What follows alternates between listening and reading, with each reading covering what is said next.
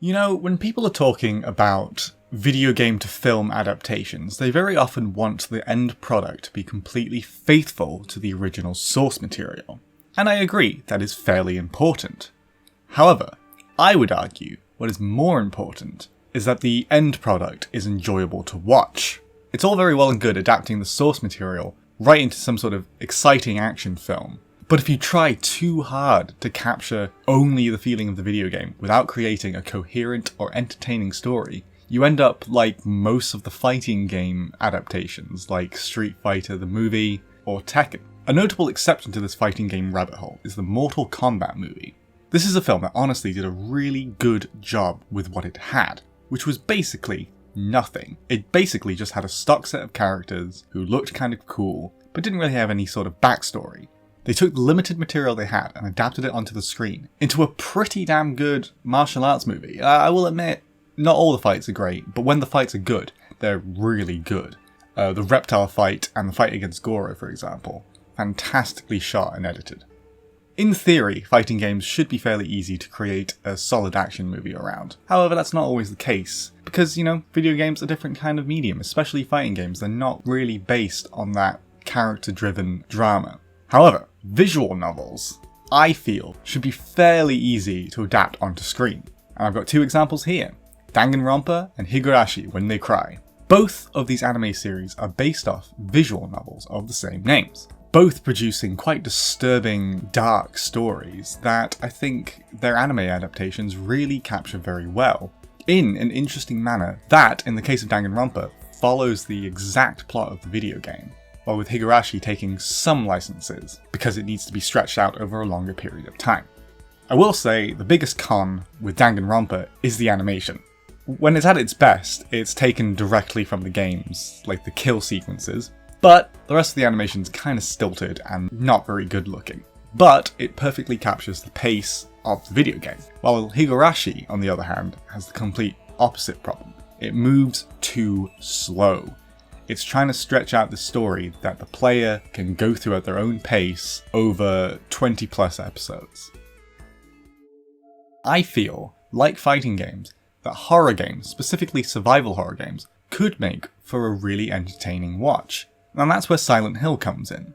As a film itself, it's absolutely incredible. I think the special effects are fantastic and the monster designs are incredible. The mix of practical effects and CGI is just, it is visually one of the best horror films I've ever seen. Except for a few dodgy CG bits, but mid-2000s, we'll forgive it. As a film itself, its biggest problem is that it has a random side plot with Sean Bean that doesn't really go anywhere and doesn't really serve the film. As a film itself, it's a pretty good horror movie. As an adaptation, though, it's kind of bad. Silent Hill is a series where its lore really matters, especially with the monster designs. Take Pyramid Head, for example. In the games, he's a very specific representation of one character's guilt, but in this, he just shows up as the town's executioner, and that's just not what he is. So this is an adaptation of the original game, and in that game you play as Harry Mason trying to save his daughter. But for the film, they switched the protagonist to being a woman. Which, nothing wrong in itself, but it feels like the producers of the film didn't feel like a male lead could be caring enough for his daughter to go rescue them? Strange. Right, I think Castlevania is the single best video game adaptation that currently exists. While I think the third season really lacked quite a lot, and out of context the first season can be quite boring, but if you combine the first two seasons together, it is an absolutely fantastic journey with amazing animation. This proves that hand-drawn animation can really just make something look amazing.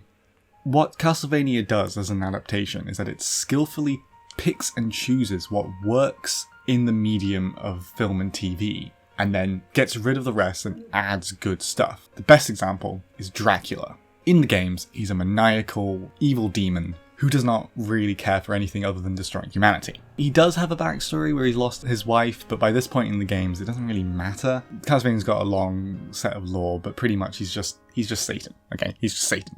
But that obviously is not going to be very interesting in a TV adaptation. So Dracula is presented as a genuinely just depressed and angry and sad man, and he wants to end humanity because they've betrayed him for the last time. by killing his wife. And it really does a lot to drive home kind of the justification in what Dracula's doing. And the other characters, they show how mad and just really terrible his end goals are. It really works as an adaptation. Highly, highly recommend it if you haven't seen it. Okay, so those were 5 video game adaptations that work well as film and TV shows, but aren't always the best adaptations, with the exception of possibly Castlevania. If you enjoyed this video, don't forget to like, comment, and subscribe, and we'll see you soon. Stay safe!